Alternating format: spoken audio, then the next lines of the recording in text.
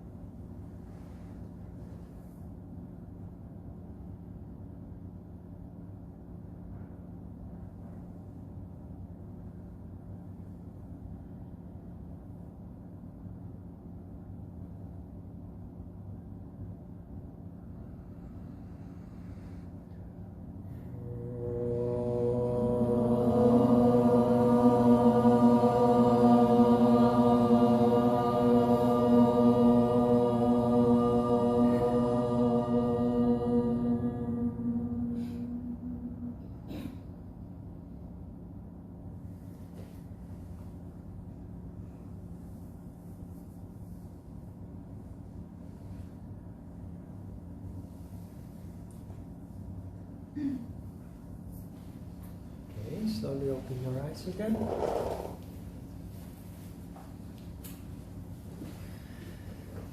Lesson 16, Manipura Chakra. Mentioned many times already. Manipura Chakra is in the center of everything. It's the troublemaker, but it's also a precious asset, depending on how we use it or misuse it. Manipura Chakra literally means city of jewels. Jewels are shiny, fleshy, and the meaning behind it is that Manipura Chakra is the brightest of all chakras. And the reason for that is that Manipura Chakra is in fact the power plant of the human being. Nuclear power plant of the human being. So let's have a look. The subtle element, Tamatra, is fire. The subtle vehicle of action, the Karmandriya, is movement.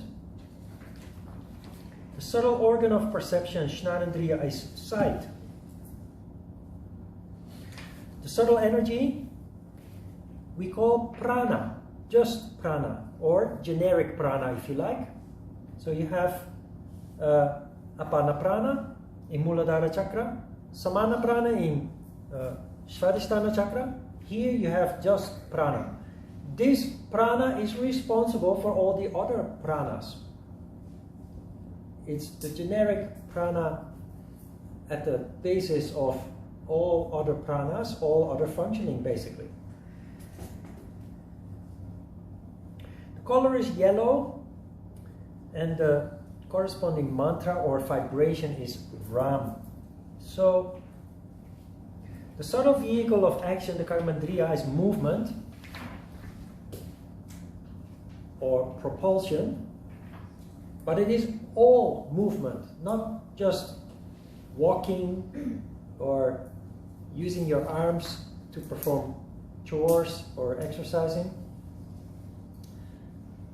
Also subtle movement, or a verbal action or reaction, even a thought. Every movement of energy starts in Manipura Chakra. And this is the reason why it is so important that we become conscious of this, and more importantly, learn to control this. Do you drive? Do you drive a car? Accidents happen because of lack of control in Manipura Chakra. You call it a knee-jerk reaction. You see something in the corner of your eye and suddenly you, just in a panic, you turn the wheel and bang, you crash into the barrier, or you crash into another car. And you say, I don't know what happened, I couldn't control myself. You can control yourself, but first you have to know how it works. If you're an experienced driver, by trial and error, and without knowing, because you didn't study yoga, you have learned to control Ajna Chakra. Next time you see something in the corner of your eyes, you have your hands on the wheel, and you do make this movement. But the moment that it happens, you control yourself. So the disturbance in the line of the driving car is very minimal, and you don't crash into the barrier or another car as a result of that control. But if you look at videos on YouTube about car crashes, you see that many crashes happen because people, for one reason or another, they panic. And it makes them react in a way that causes a crash, which can be fatal. It can be just damage to the car in the best case scenario. The worst case scenario, it leads to death. Not only the driver, but can include other people as well. So that is just an extreme example, but just to give you a practical idea of Manipura Chakra. When you walk in the street and somebody looks at you a little bit strange, there is a tendency to react to that. You want to maybe ask, well, what the hell do you want? Why are you looking at me? Or, you know, that you feel something in your belly and you want to react. The Manipura Chakra. You have a conflict with somebody, Manipura Chakra. Everything starts in Manipura Chakra. It can be in combination with other chakras, fear, desire, even from the mind, or the heart, of course, compassion, empathy. But it always, the movement, the action, the reaction, always goes through Manipura Chakra. So when you do these fire exercises, the boat poses, and Mayurasana, of course, you try to do that, you undergo the strain. Nobody likes those exercises. They are hard, to say the least.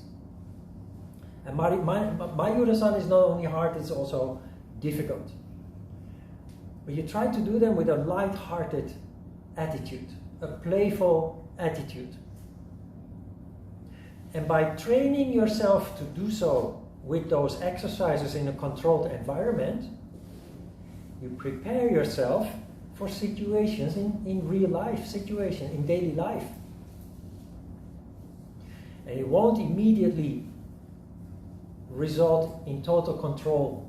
It will still happen that you have knee-jerk reactions, that conflicts occur because for a moment you are not able to control it. But you notice, you start to see more and more you do control. You notice that before you actually react, you observe and you say, hey, I can feel what is going on. Before, I would just react. Now I feel that turmoil in my belly. That is where control starts, consciousness. Seeing what happens and then being able to step in and interfere. Now, at the top of the page you see Manipura Chakra explained physically. That's not correct. I don't edit the file. This is how I wrote it 22 years ago, 21 years ago. Or actually, I wrote it like this when I was studying with Ajita, so that was somewhere in the 80s. What it says is that Manipura is comparable to Hara, Japanese Hara. In Korea you call it Tanjan. And the interesting thing is actually that when you talk with Buddhists, with monks, or with martial artists, taekwondo, hapkido, or karate, or kung fu, you hear conflicting stories. Some will say, Danjan, that is your navel, Pekobi. Others will say, no, it's here, Manipura Chakra. Others will point to their lower belly and say, no, it's here. So what is it? Actually, Manipura Chakra is Manipura Chakra. But Danjan actually is another phenomenon. I will explain that. Then all these different explanations will come together and start making sense.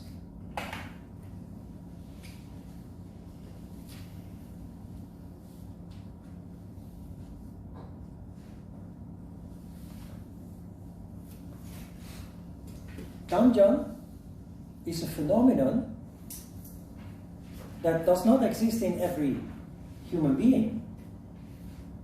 Manipura, every human being has Manipura Chakra. Energy can be low or very high, but everybody has Manipura. Not everybody has Danjan. Because Danjan, the phenomenon of Danjan, occurs as a result of energy rising up. And for that you have to do some special things. You can do Tai Chi, if you do it correctly. You can do yoga, of course. Yoga is a very, very direct way, a very effective, powerful way to make that happen. But there are many spiritual practices around the world that actually have one goal, and that is make that energy rise and cultivate civilization basically in the human being in the higher chakras. So in a normal, unconditioned human being, these chakras stand on their own and the functioning is fluctuating up and down. The spiritual person, the person where energy starts rising as a result of sattva and increasing levels of energy, this is what happens. Apana prana rises up and it leads to a fusion of Muladhara chakra and Svadhisthana chakra. So then you get this.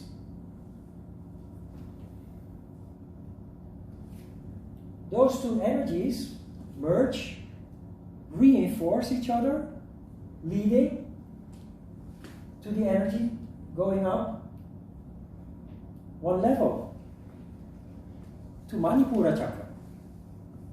What you have now is not one chakra, but what Buddhists call Danjan.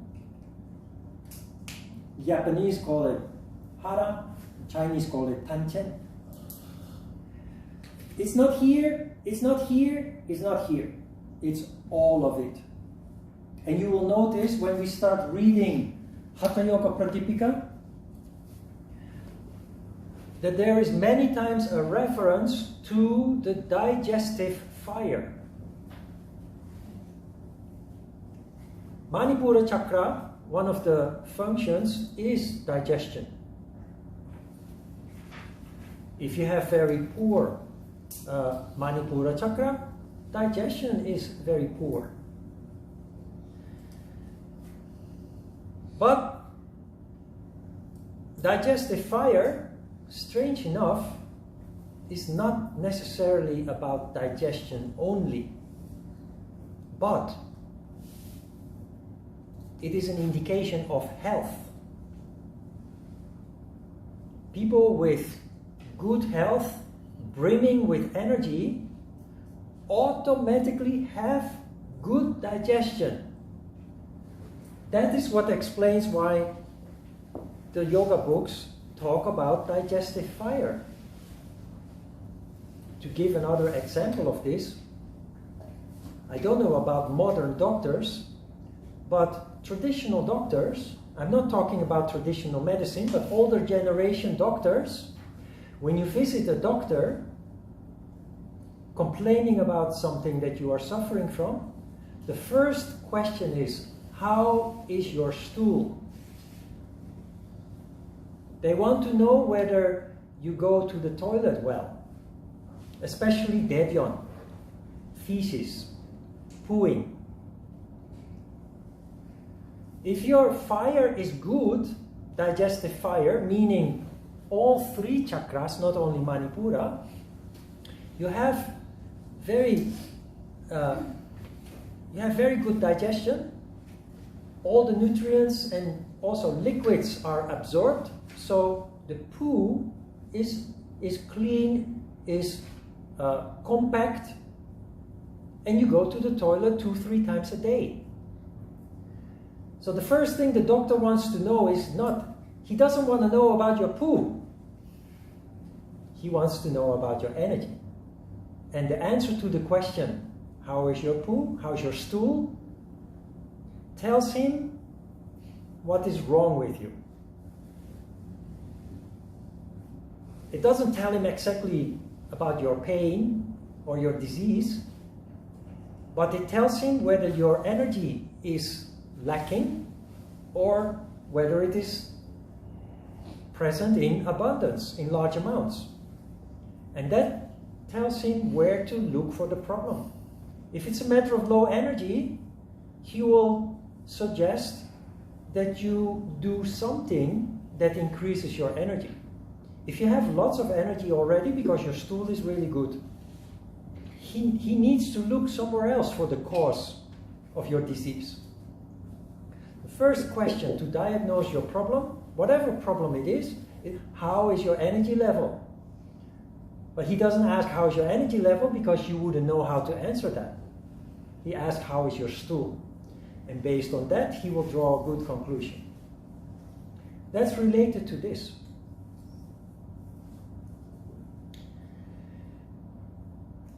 Manipura Chakra is the location of physical willpower. People who are functioning based on physical willpower, they cause a lot of mayhem.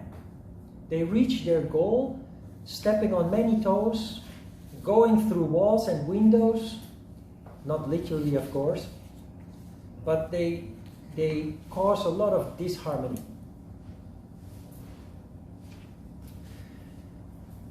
There are, however, two different kinds of willpower in a human being.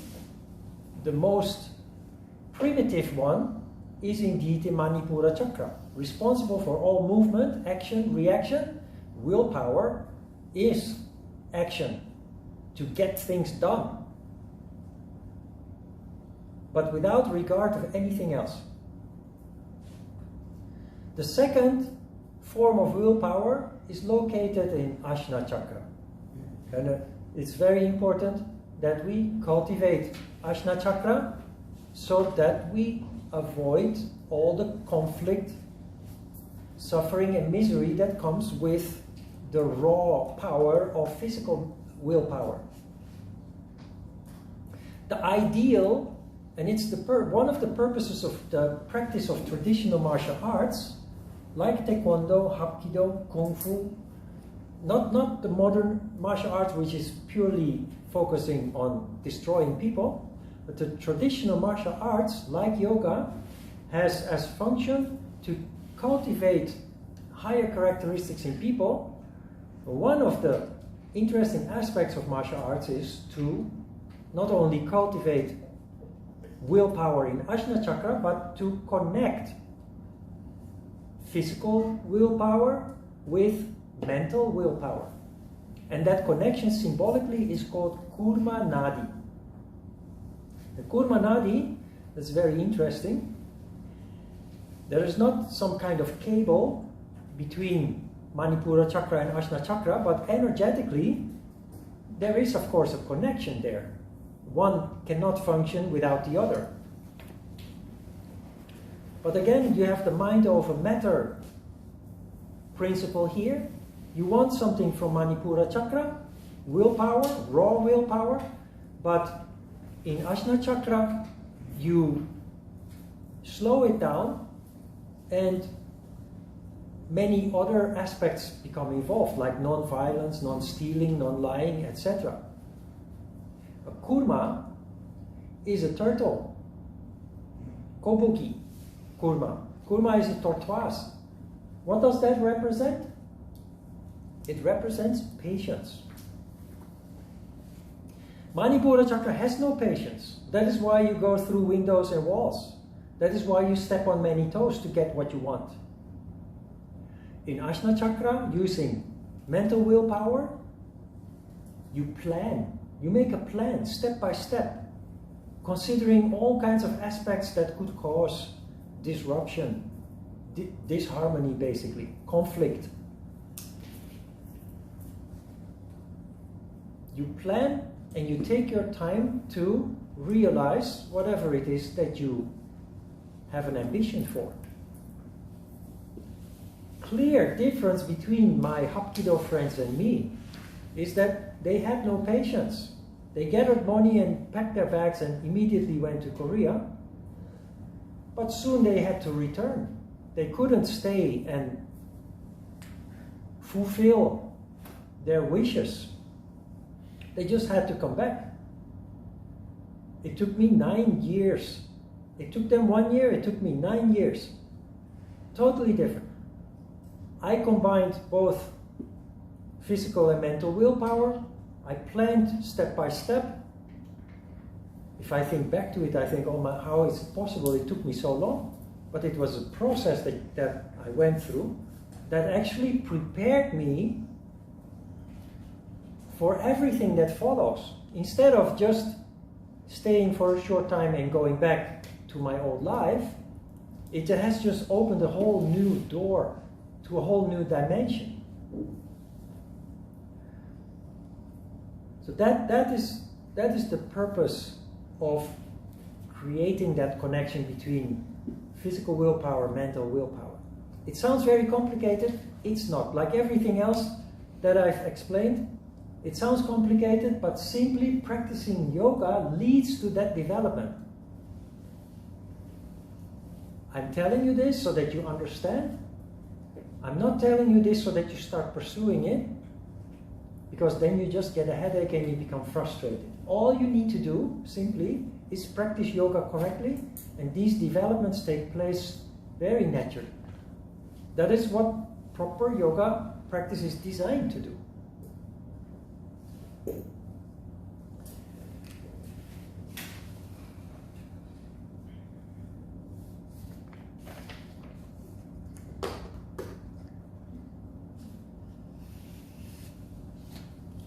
Now, every time we do fire poses, I tell you to approach it in a playful way.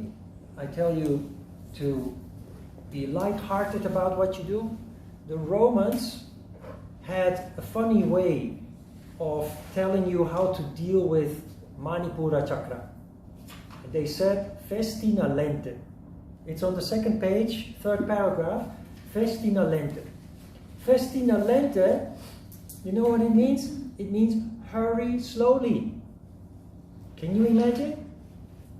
Hurry slowly. Now, you may think that that is an excuse for laziness, and maybe considering what happened in the past couple of months, many Italian people do interpret it as laziness. But that's not what it means. Festina lente means, hey, take a deep breath, take it easy. Yes, it is important. Yes, it must be done. But if you hurry, you mess it up. Almost always. If you hurry things, if you speed up things because of impatience, because of too strong ambition, things mess up. Festina lente means, yes, don't be lazy. That's not what it means. It means take it serious, but take it easy. So there is the editor of the files put an illustration there with a hare, which is symbolism for speed, the hare and the turtle. But The hare's backside is in fact a snail. A snail, of course, is totally the opposite of speed. It takes days to cover a distance of just a couple of meters for a snail. Festina lente, very interesting. Play with fire. Don't petrify it. It destroys you, literally. The fire burns you up. If you allow it to reign free, if you don't try to tamp it down, to measure it, to control it. This is about ambition. This is about ego also.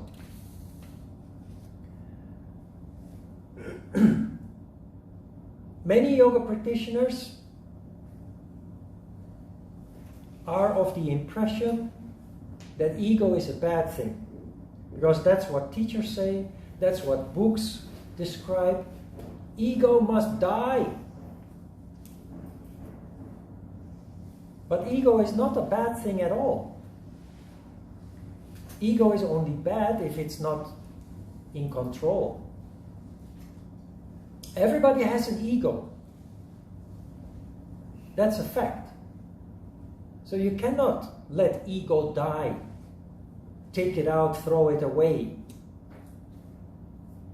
Ego is important to live our lives, to get things done.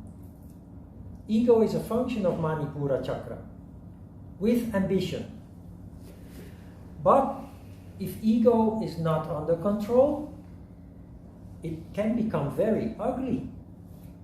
As an example, I have mentioned the political situation in the United States.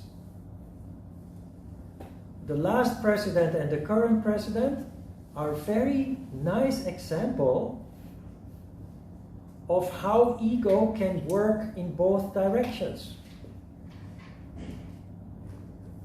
If ego is under control, the interest of the society is the most important. You are capable of humor, self-mockery.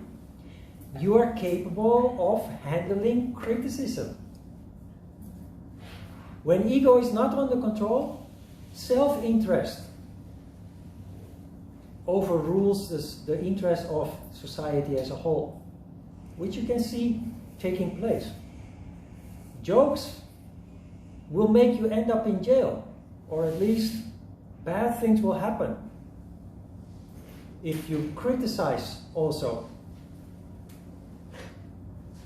So two totally different pictures of how ego can manifest. Ego must die means, in my view, that first you have to suffer. Because Manipura Chakra, ego, ambition, will lead to suffering at some point in your life. If your reaction to that suffering is humility, trying to learn something from it, self-criticism, then you do the right thing and you develop control over ego. That is what ego dying is, not literally that it should not exist anymore. Ego dying means to bring it under control.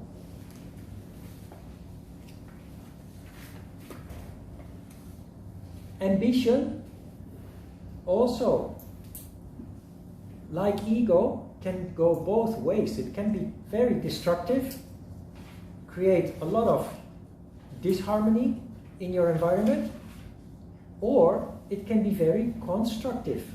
And apart from you benefiting from the fruits of your ambition, it benefits society on a smaller or a bigger scale, depending on what it is that you do.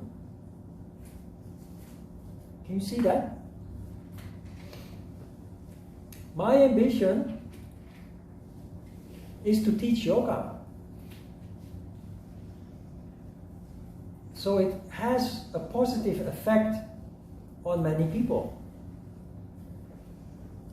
If your ambition is purely materialistic, you lie, you cheat, you steal maybe you even use violence in some form or way to achieve the obtainment of your material goals, and then it is purely selfish.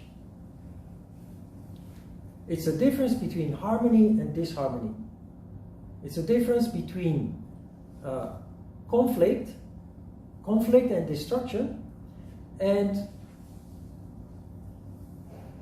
growth and development.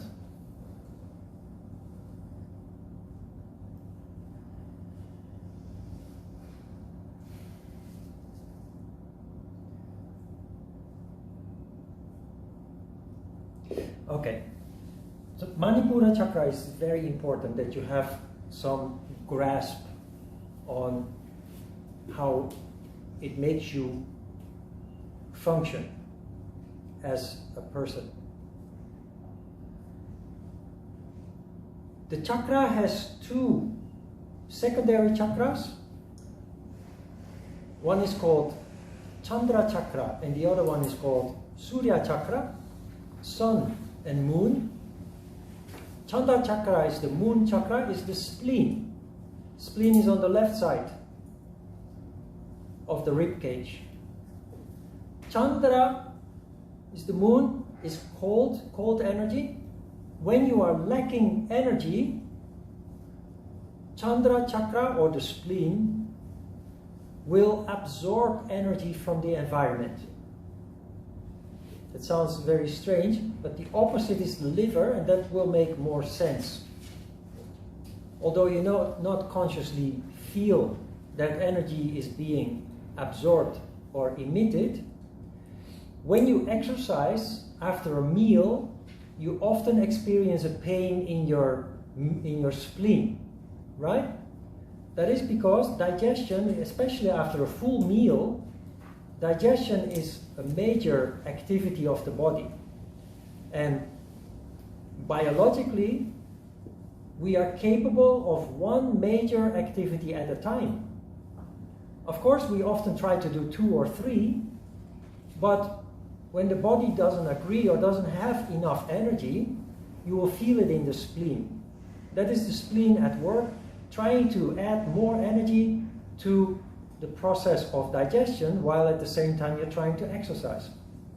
Especially when you do sports, you have experienced that pain in the spleen. The other side is the liver. When there is too much heat in the body, too many calories, too much energy, the liver is responsible for getting rid of excess energy.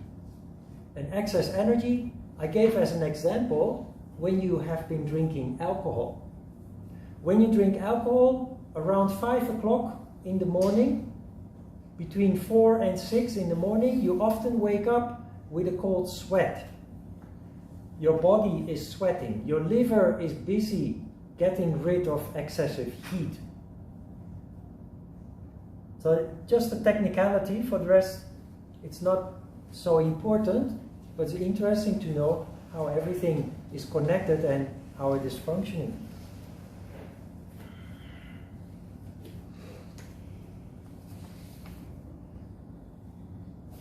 How do you do maintenance to Manipura chakra? Many people actually have a lack of energy in Manipura chakra by exercising. Any kind of exercise will do. For me, of course, yoga, but yoga is not enough for me. In the past, I used to do jogging, and these days, I don't like jogging anymore, so I walk a lot. Now that I have dogs, I have no choice, but with or without dog, I walk almost every day, which is kind of doing maintenance, keeping Manipura chakra healthy. Then walking, as opposed to jogging, is relatively sattvic.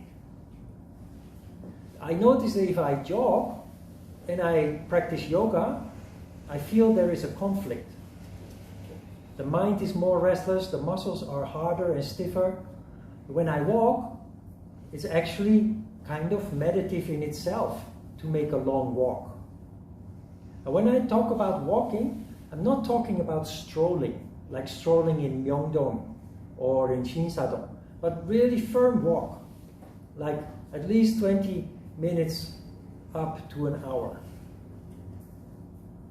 A walk so firm that actually sweat starts to break out. It's very healthy, but relatively sattvic. Now, the interesting part of this is a period of life that you all went through that your parents were not so happy with.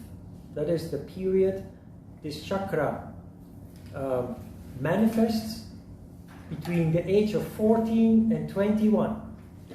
It's the time of establishing your willpower. So you become very stubborn and obstinate, rebellious to your parents and your teachers and whoever tries to tell you what you must do and not do. It's the time, of course, of puberty, 사춘기 in Korean.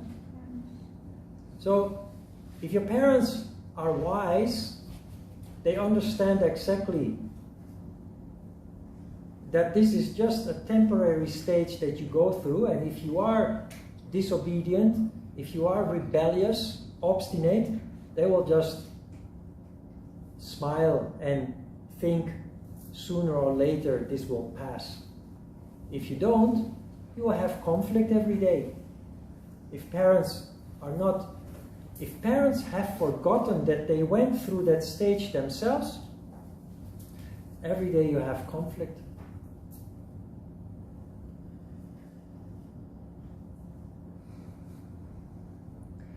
This period also is the period that governments ask boys to go to the army. It's the period of draft. Army wars cannot be won by men in their 40s and 50s. Because during the time of the development of Manipura Chakra, you are kind of ruthless. Because the mental willpower has not developed yet, you're functioning based on physical willpower, which makes you a perfect soldier. You don't think about the bullets and the bombs that you are responsible for. All you think about is winning, ambition to conquer. So young people are drafted into the army. Old people with Ajna Chakra, mental willpower, they make the plans. They make the tactics, the generals. But old men cannot fight wars. Not because of their physical limitation, which is of course a limitation, but older people just have a heart. And when you have a heart, you don't want to kill, you don't want to harm, you don't want to hurt.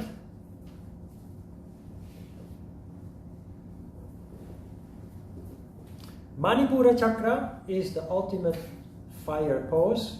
That is why in a playful way we have introduced that from the moment that we started with the boat poses and the leg raise. So play with Mayurasana.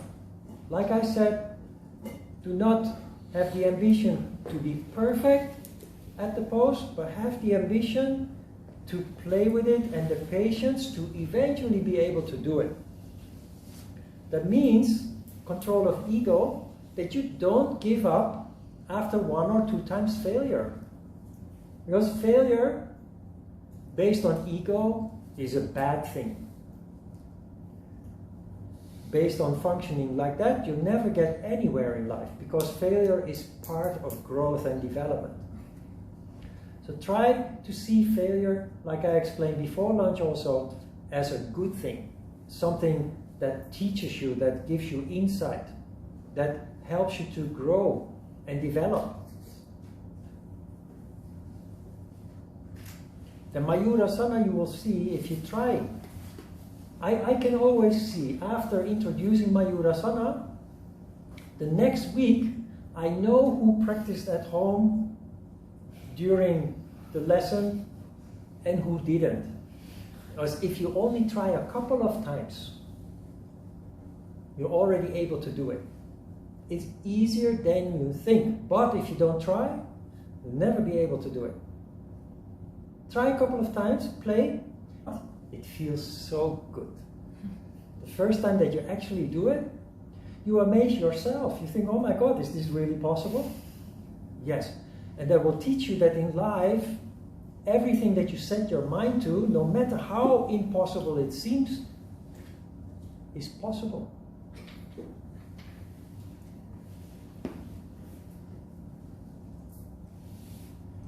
The biggest obstacle that we have is not our physical limitation. You think, oh, Mayurasana is so difficult. Physically, I can't do it. No, that's not the point. It's mental. It's our lack of believing in ourselves that makes us incapable of doing it. And those of you who have tried Pincha Mayurasana, you have another element there. Fear. It's very scary. And I look you in your eyes and I see your fear. But I try to make you comfortable, to help you to overcome that. If only you try, you overcome your fear, and the second time, it's much easier. The exercise is not important. The consequence of trying, it will lead to a new attitude in life, based on courage, based on believing in yourself that you're capable of doing things that you before thought were impossible to achieve.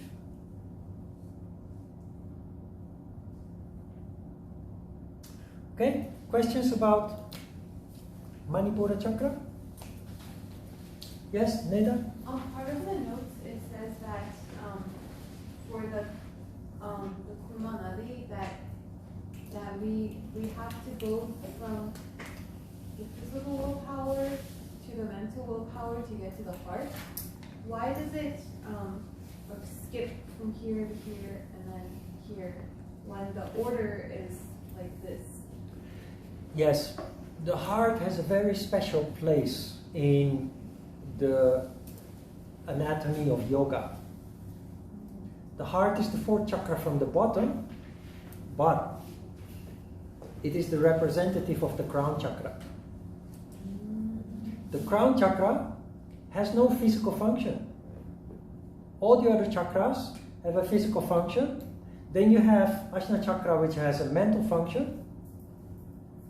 The crown chakra is sheer love, ananda. But when you talk about love, you talk about the heart. You never talk about that point somewhere above your head.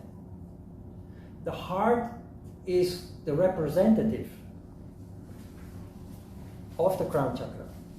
So the heart has Manipura has in its own way a very special place, because it has so many implications. Manipura chakra is responsible for basically everything in our lives, everything we do, say, even think. But the heart chakra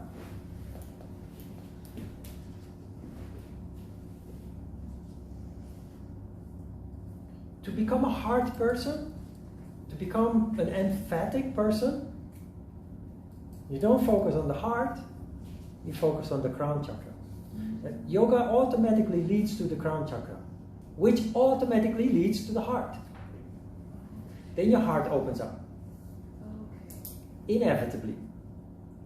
So then in the notes when it says that for spiritual reasons we concentrate on Ajna chakra and then the heart, it's not meaning the heart, it's meaning the crown chakra or our crown. Yeah, which is inherently linked. Yes. Okay. In the end, it's a holistic picture. Yes. And one does not go without the other. Yes. Love does not go without hate. It does not go without fear. So all the chakras are inherently linked. but with the crown chakra and the heart you can see a clearer link, and with Manipura and Ajna, because of the willpower, you can also see a clearer link. But in the end, all 7 of these chakras are a holistic whole. So then in the end, just like you showed for Kenjan, that they fuse together, that Yeah. everything fuses and we just become one with the all of energy. Yes. Not just a ball of energy, a ball of love. A ball of love. In India, they have this tradition of changing name in accordance with your increasing development. Advanced yogis have Ananda in their name. Like the author of the book, Paramahansa Yogananda. yeah, Autobiography of a Yogi. Autobiography of a Yogi. His name before was Swami Yogananda Saraswati, and then later it became Paramahansa. I don't know what Paramahansa means. It's easy to find, I guess, on Google. But Paramahansa, Yogi Anand Paramahansa, the Anand is in the name, which indicates he has reached the highest level. The heart is open, and everything you do is designed to be constructive, to make the world a better place, to make a difference in a positive way. And in your own way, of course. We all have our own ways, we all have our own limitations, but undeniably you will go more and more towards Ananda, all of you.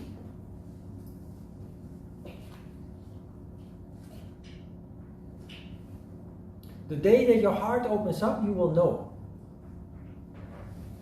It's terrible and wonderful at the same time.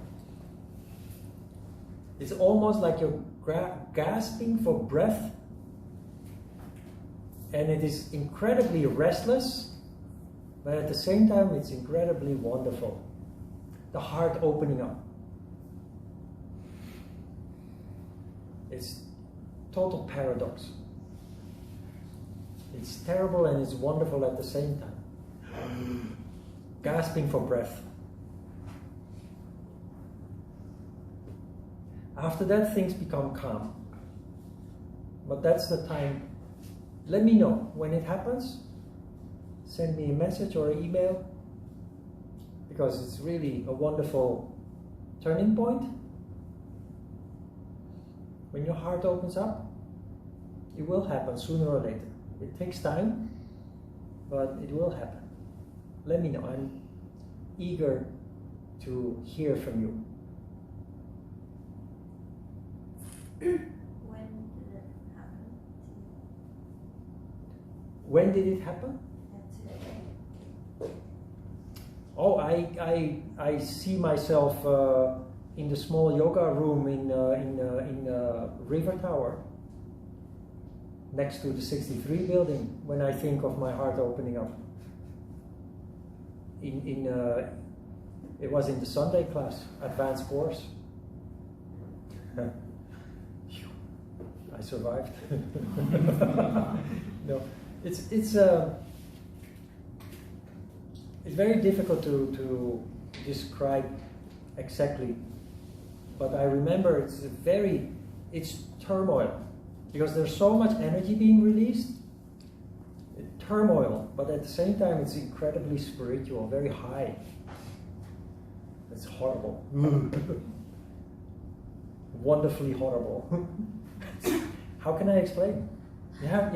You will go through it sooner or later. Follow your heart.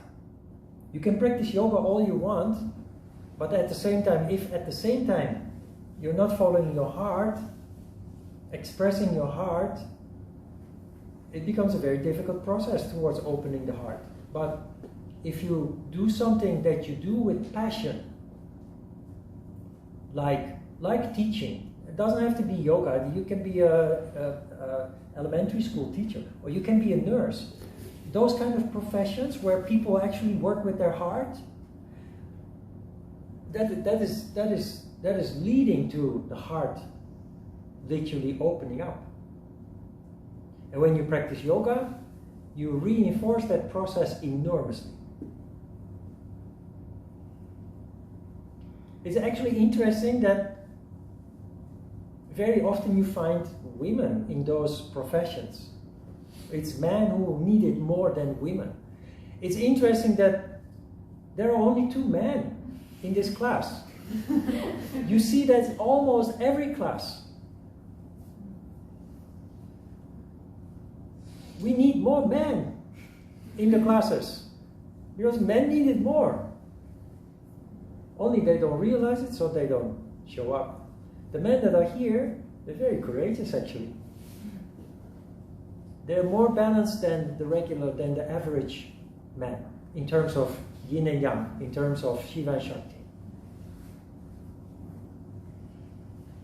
Men think that yoga is for girls, for hippies, for whatever they think. They think it's very easy, and you know, they'd rather do some tough guy stuff, riding a motorcycle, or you know, hapkido. No, I'm just kidding. But yeah, but yoga, as you know already by now, is not easy at all. It leads to a huge battle here. The Bhagavad Gita, the Kurukshetra, the battlefield called Kurukshetra, is basically what is happening. Anyway, we will come back to that. I've told you before about it also.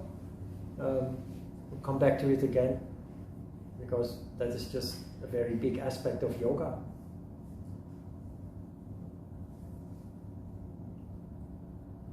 Before the experience, did you experience a maximum level of fear or any kind of negative emotions? Before the experience that you open your heart? No. Actually, what triggered is, that's a secret. No, just kidding. That was in 2012. I just foolishly fell in love. Like a puppy love. It led to a lot of pain afterwards, but it was necessary. It was necessary for my further development. Later I experienced it again, and then it was more stable. But falling in love is a trigger. You practice yoga for years, you can fall in love with something else. You can fall in love with a profession. You can fall in love with a pet, or with a human being. But with human beings is always dangerous.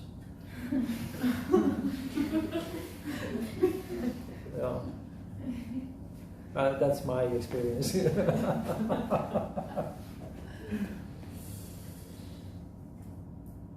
But that does not mean that you should avoid it. Life is too short to be miserable, and as long as you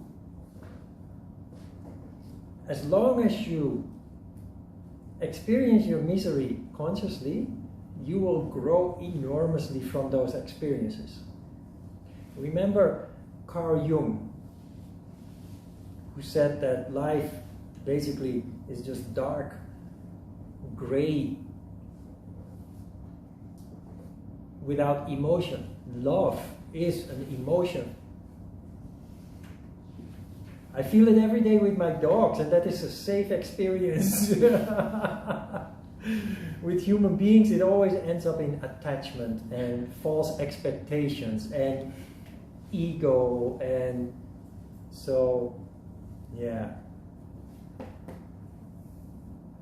I'm looking for a yogi partner that may prevent all the misery. Anyway, let's have a short break. Don't ask so many questions.